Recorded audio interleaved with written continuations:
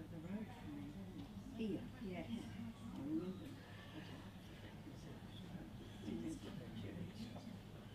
Yes, Very clear. yes. So can do I. There's a play. Yes? Yes. Oh. You got that really very clear. Yeah.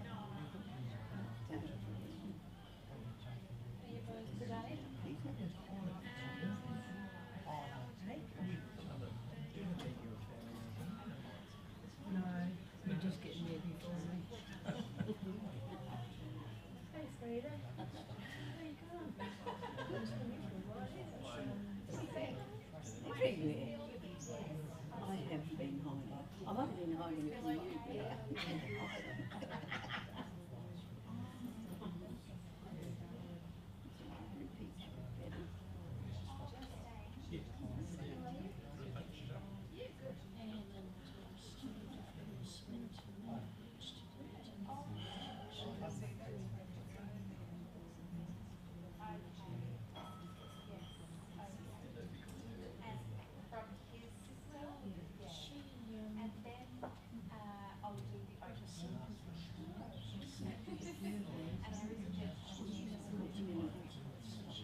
I've got it in this photograph.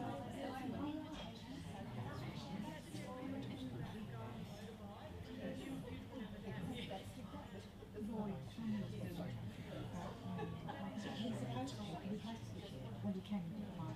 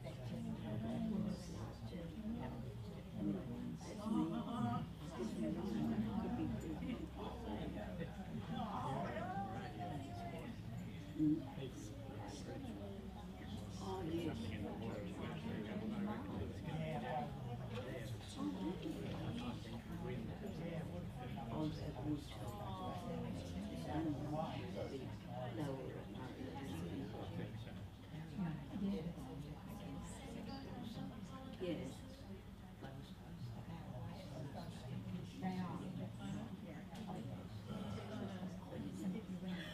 Did you do it?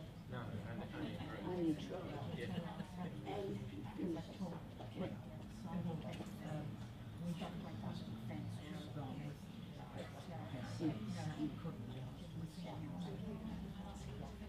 yes, yes, yes.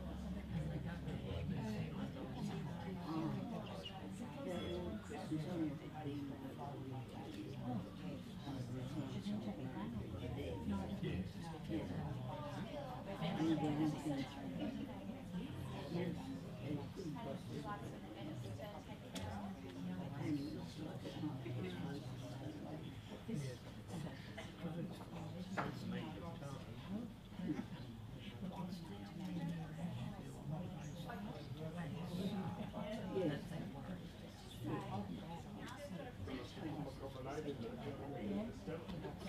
I forgot the Thursday. But the music.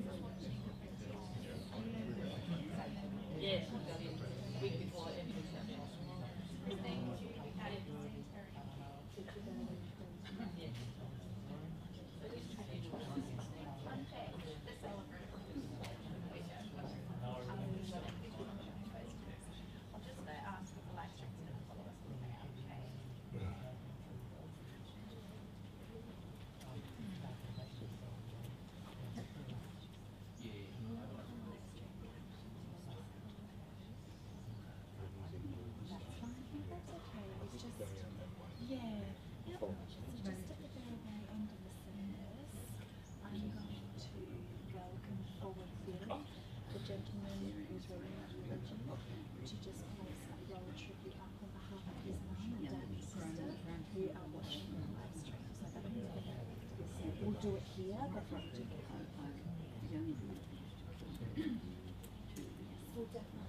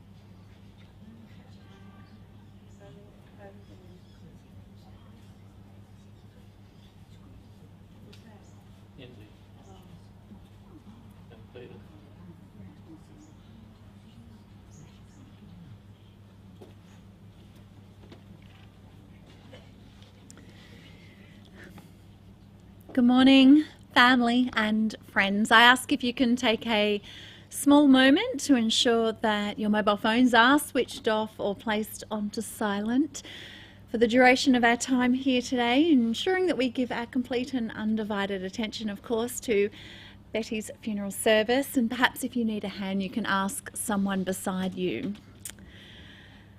Well, gone from us that smiling face, the cheerful, pleasant ways, the heart that won so many friends in bygone happy days. A life made beautiful by kindly deeds, a helping hand for others' needs. To a beautiful life comes a beautiful end. She died as she lived, everyone's friend. And with all that you have shared with Betty through her life, you come together today to pay your respects and to honour her life lived. My name is Rebecca Wilson. I am your celebrant this morning. It is with great honour and privilege that I lead us through this very special celebration of her life. I am incredibly grateful to be amongst you. And really what an honour it has been to learn of this woman whom I know you all love and admire so greatly. A woman whom I learned was one to certainly never dwell on the past, and she would see the positive in almost everything. She was reliable and helpful, with a batch of one-liners or phrases in her repertoire that I'm told would have everyone smiling and laughing along the way, and I'm sure you've all got one that you're thinking of right now. 92 years of fun, laughter, memories, stories, travelling and adventure. Betty grew up on a dairy farm not far from here, Victor Harbour Way. It was during the time of the Great Depression. But you know what, Betty, she was always positive in speaking of those times. Nothing seemed to faze her.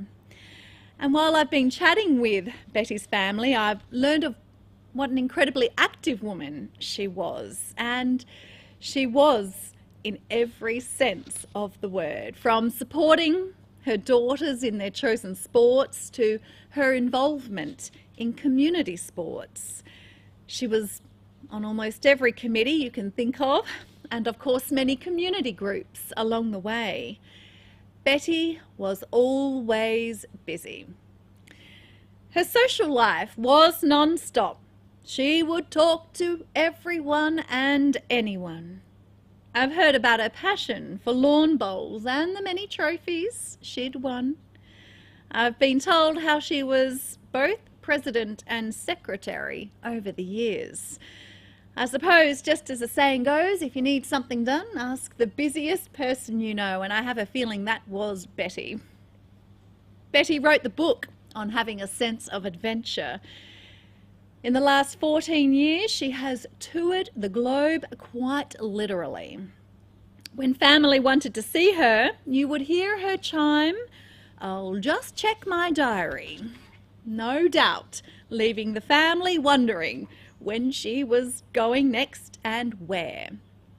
She did enjoy caravanning with Bill post-retirement, always to the warmer climate, of course. I've heard how Betty loved to be around people. She was incredibly house-proud and she loved to cook for her family and visitors. Sweets, well, she was an expert at those. I'm talking Christmas puddings, jelly slice, pavlova, and much more. She was a no-nonsense and practical woman. She was strong and independent. She was organised in life and she was social. She was adventurous in nature. Betty was a woman who wasted nothing, and perhaps this is what happens when you grow up during the Great Depression. You appreciate just how little some people have at times in their lives, so you learn to treasure everything, find a use for everything. Betty brought her nothing goes to waste attitude through her life because she enjoyed everything she had and she never worried for what she didn't have. Life was for living. Betty was a daughter, a sister and a friend. She was a wife and a mother. She was a nana and a great nan. But best of all, she was 92 years of wonderful. And I know you all hold your own stories dear, the ones that you have shared with Betty along the way.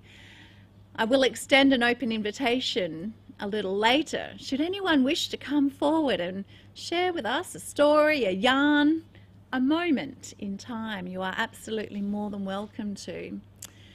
I know that we have some very dear people in Betty's life who unfortunately couldn't make today. They are joining us through the live stream thanks to this wonderful world of technology that we live in.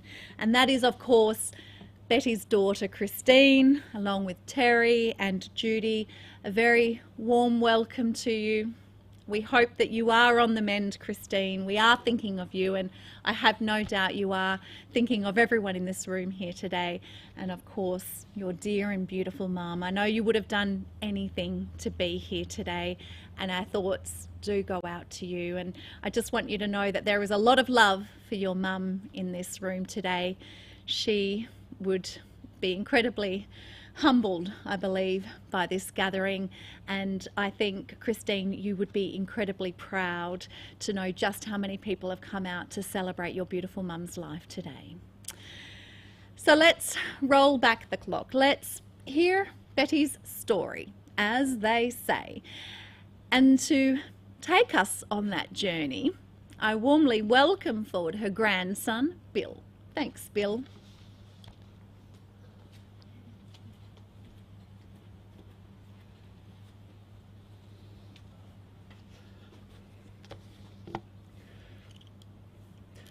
Morning everyone, Mum, Dad, Judy. There's been too many stories and not enough time, so there's been some last minute additions to what I'm about to say today. I'm speaking on behalf of Christine and my part of the family. I've also got some words from Nana's other daughter, Indy. My name's Bill. I'm Betty's eldest grandson. My mother, Christine, Betty's eldest daughter, is unfortunately recovering from surgery in Darwin, cannot be here, though I know she's watching through the live stream. Elizabeth Alice Downs near McBain was born in Victor Harbour, 13th November 1930. Lived in Victor until about age 17. They lived in a small farm just outside of Victor. She was the eldest of 3 children. She had a younger sister, Barbara, and a younger brother, Brian. From the stories she told of her childhood, it was a difficult time. There's not a lot of money, and for a while her father was away in the army. Nana was expected to help milk the cows before school, and for a while rode a horse to school.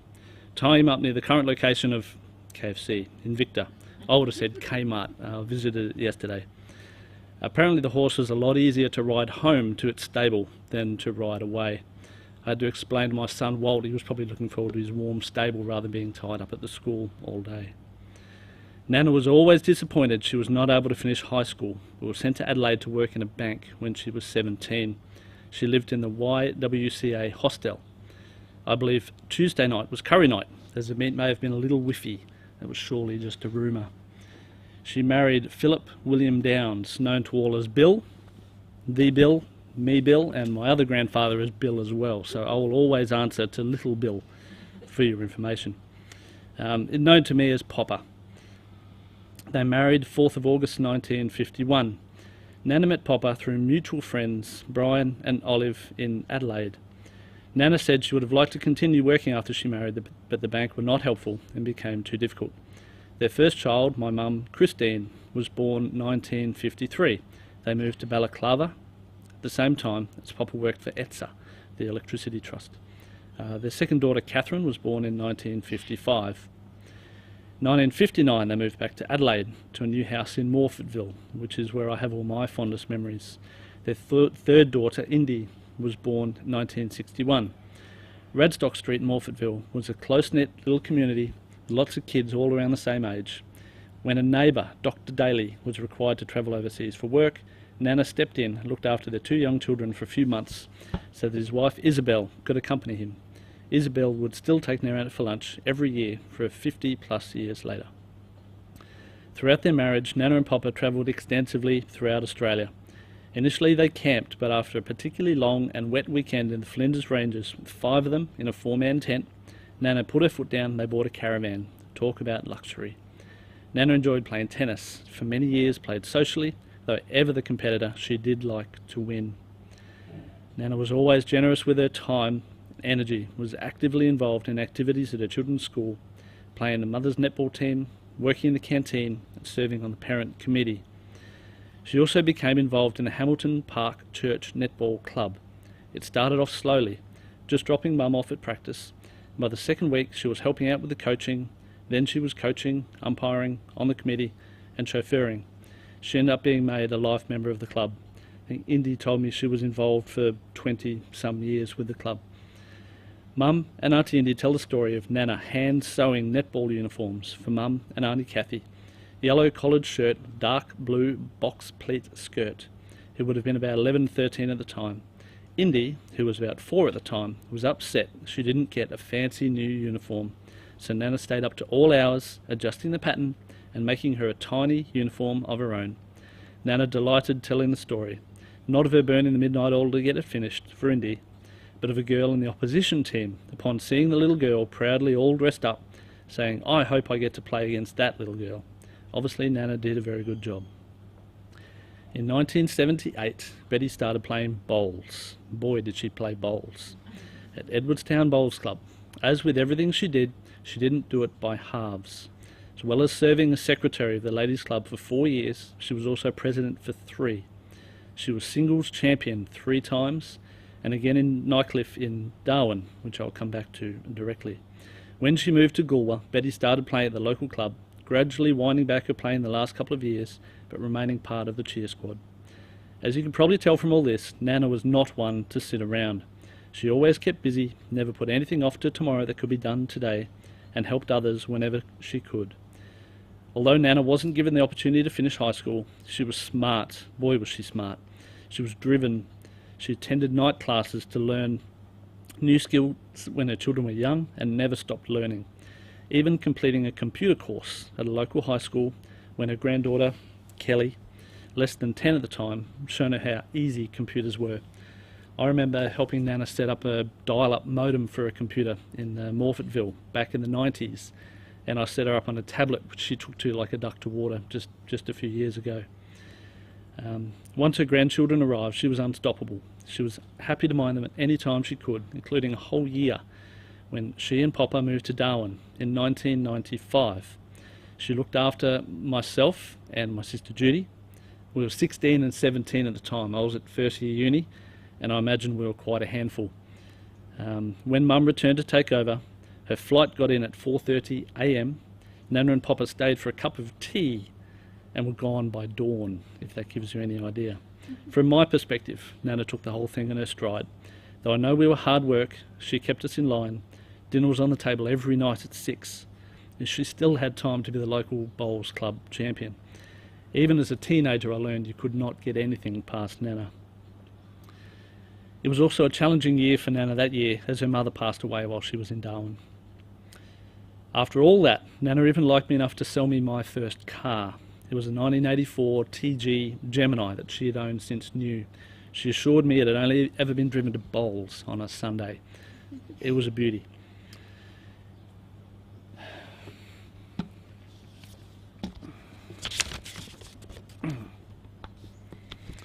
Got a story here I'll read briefly from Indy. In May 1988, Betty's middle daughter, Kathy, was getting married in Darwin. In another show of Betty's generosity and resilience, Betty and Bill offered for Indy, Peter, and 9-month-old baby, Matt, who's unfortunately got COVID and can't be here today, to drive up with them for Darwin for the wedding, all of them sleeping in the caravan.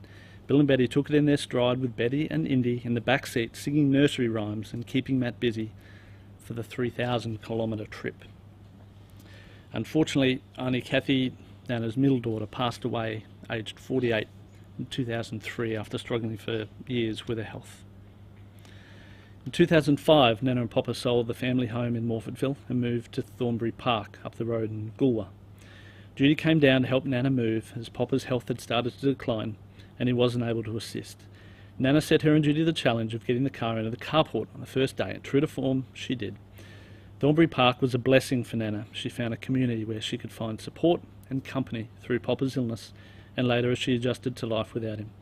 They were married nearly 57 years. Having such an active community around made the adjustment after his passing a little easier. It was also a blessing for her family, knowing she had people looking after her. Papa never had a desire to travel overseas, although they travelled very widely around Australia. But Nana has always had a keen sense of adventure. After Papa passed away in 2008, she packed her bags and she set off, not daunted by being nearly 80 years old. For a while, she was trying to outrun travel insurance restriction, which naively assumed people over 82 couldn't possibly manage to travel so far.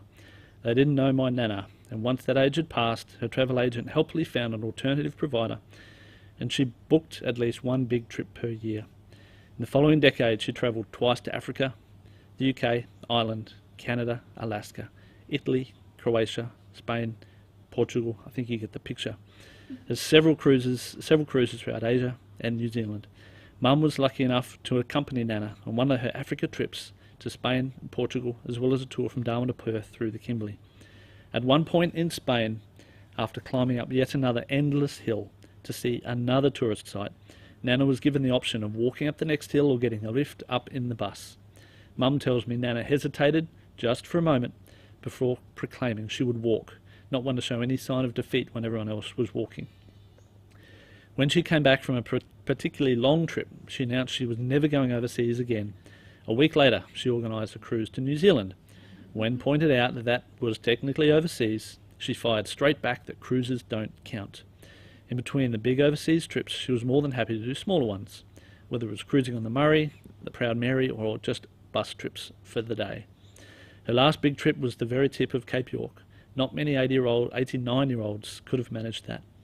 Mum and Nana once saw a woman being interviewed on TV, turning 100, who said the big secret was the big 3 Gs.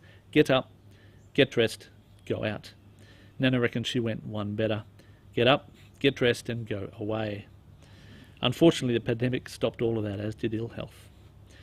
Nana has 4 grandchildren. I'm the eldest son, my sister Judy on the live stream, the eldest daughter, and Kelly, who's over here today, and Matthew, as I said, is unfortunately not here. She has 5 great-grandchildren, my 2 boys, my sister's 2 kids, Owen and Paige, Matthew and Connie's daughter Sophie, and Nana has another great-grandchild on the way, as Kelly and Joe down the front are expecting, which I thought was lovely. She's beloved by all of us. I know she found much joy in our company, as we found in hers. I also want to make special mention of Les, who's seated at the back, who's been helping Nana out in the last couple of years. As a major reason she was able to stay at home and independent for as long as she did. Thank you to Les. I saw Nana in November, and though unwell, she was as sharp as ever. Upon seeing my eldest son Walt's hairstyle, he's trying to grow a mullet of all things, quick as a flash, she asked for a pair of scissors so that she could fix it up for him. She had near a fire that meant she never put off doing anything. She just got it done. Goodbye, Nana, and thanks. And if I may indulge everyone's attention a little longer, I've got a note here from my sister. There's just too many anecdotes and not enough time. My name is Judy. I am Betty's eldest granddaughter. I unfortunately can't be there today as I am supporting Mum in Darwin as she recovers from her surgery. Bill has kindly enough agreed to read this for me. Here I am. My Nana was everything a grandmother should be, generous with her time, attention, and ice cream. An endless source of unconditional love and support. I remember me and Bill coming to stay with Nana and Papa in the school holidays, being shown a chest freezer loaded with endless tubs of ice cream she'd been stocking for months, buying on special in preparation for our arrival. She would put on a stern face, shake her finger, and say, "Now I want all this gone by the time you go home." Bill and I would solemnly nod, "Yes, Nana," and start about our task, helped along in large part by Papa, who would also take these important tasks very seriously. Nana loved her flowers. They were a point of intense pride for her. I was a grandchild, and one school holidays spent hours making magic potions, mixing a rainbow of petals from a sea of gerberas. I still can't believe she let me, but gerberas are still one of my favourite flowers. When Nana and Papa came and stayed with me and Bill, Mum and Dad's job took them overseas. I just turned 16 and Bill 18 that year. The alternative for me was boarding school, and I'm sure we aged them both that year. I remember Papa shaking his head at the shortness of my skirts. I believe he called them a belt. Nana taking a call from my English teacher after I'd skipped out on class to go to the movies with friends. Every day she made me a double-cut roll for my school lunch. I couldn't believe my luck. Mum wouldn't do that for me. And drove me to school after my job, weathered the endless stream of giggling teenage girls that paraded through the house. My best friends from then are still my best friends now. They all remember my Nana and Papa fondly. They spent so much time in Darwin with us. Nana never forgot a birthday. Actually, she never forgot anything. We often speculated that she had some sort of magic powers when it came to Australia Post and its patchy delivery times to the top end. Our birthday cards and presents arriving promptly the day before our birthdays, year on year. She never told me her secret, but I'm sticking to my magic powers theory. She was also the first to call me for my birthday every year. In later years, once I'd moved out of home, it became a competition. I would get a stirring rendition of Happy Birthday to You at dawn, followed by the inevitable question, did I beat your mother? And Nana usually had. My very wise 9-year-old son said to me last week that a Nana isn't just a person, but a feeling. And it's true. I can feel the echo of my own wonderful childhood and the endless memories of my Nana and Papa in watching my own children and nephews with my mum and dad as their great Nana D.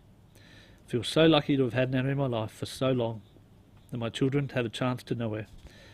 Thank you for everything, Nana. Miss you and love you. Thanks, everyone.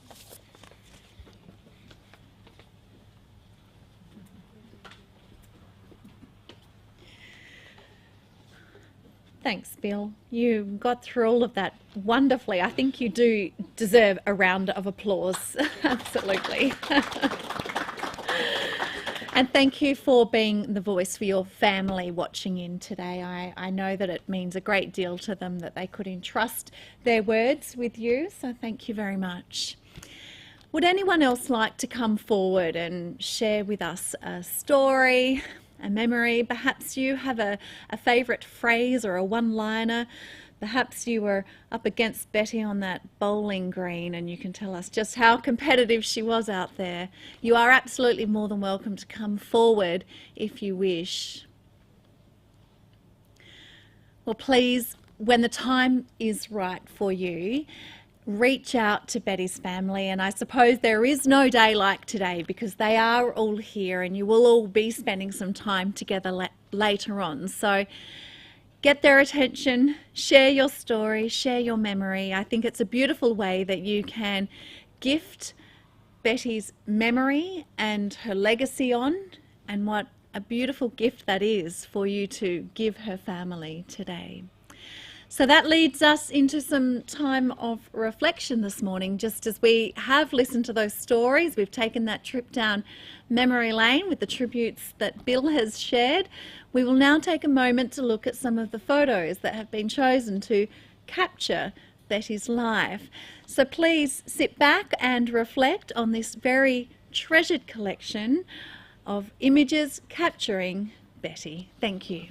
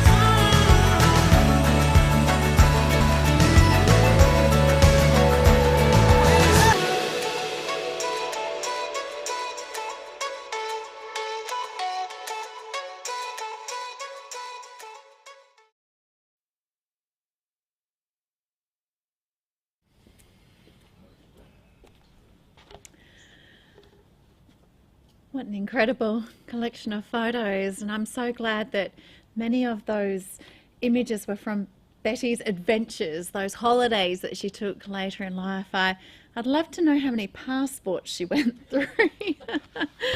So many wonderful, wonderful images.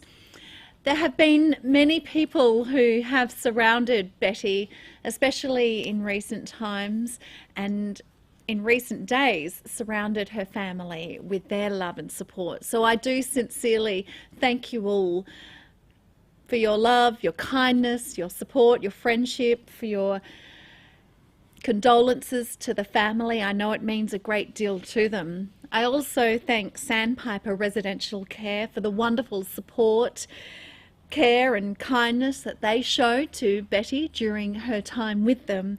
And I would also like to thank Betty's wonderful friends and neighbours of Thornbury Park and dear friend Les for your support and friendship as well. So clearly Betty has been surrounded by some wonderful, wonderful people in her life, and now you are all supporting her family. So thank you so much.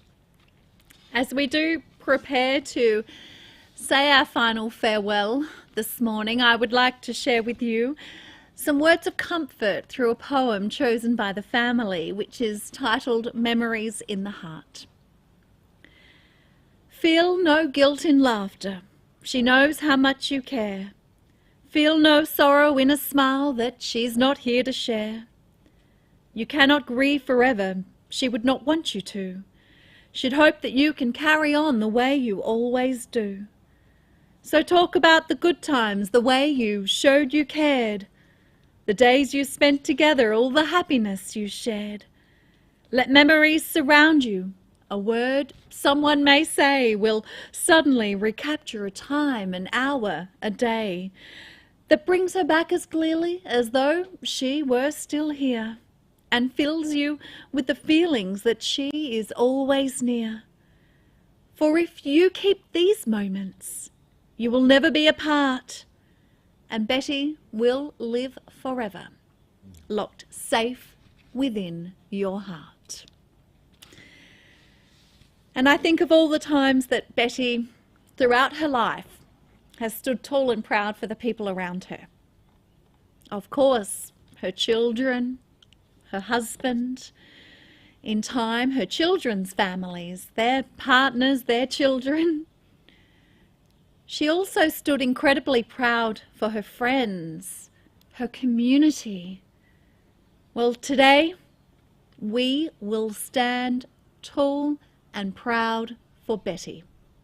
If you are able, could you please be upstanding? Thank you.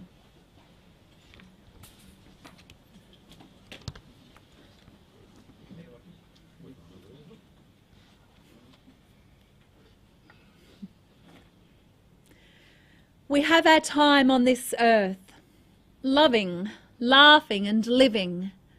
It is then time to leave, time to say goodbye. Elizabeth Alice Downs, your life we honour, your departure we accept, and your memory we cherish. For your love and your generous heart we are grateful. You have touched the lives around you forever, and today we give thanks.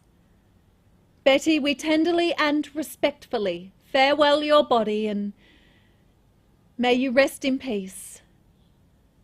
Today we ask the earth to embrace you, the water to cleanse you, and the air to free you. May you take with you the love of your family and friends.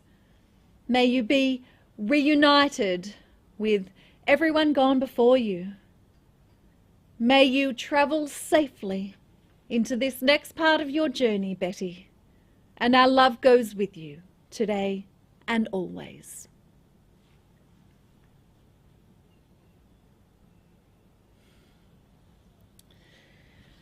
You may be seated. Thank you.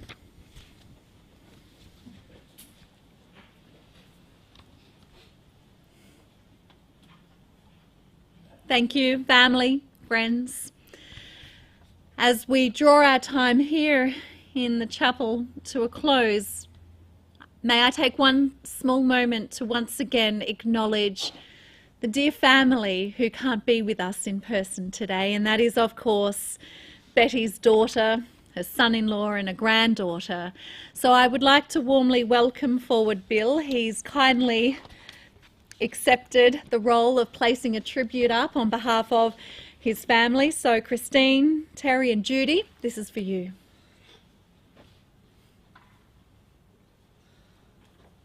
Thank you, Bill.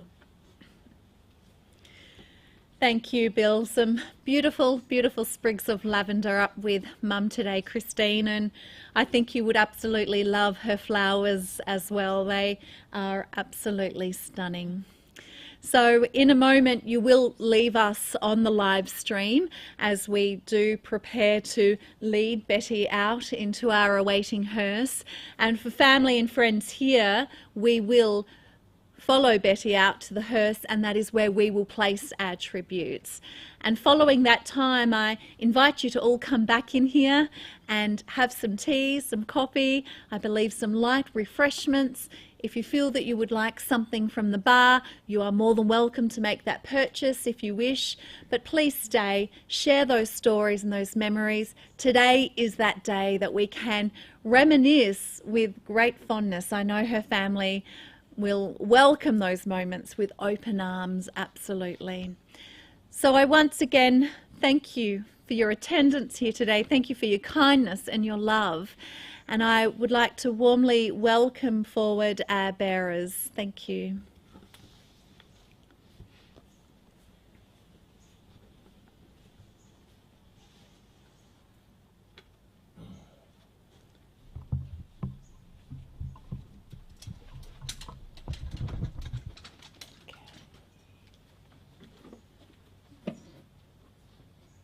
If you are able, could you please be up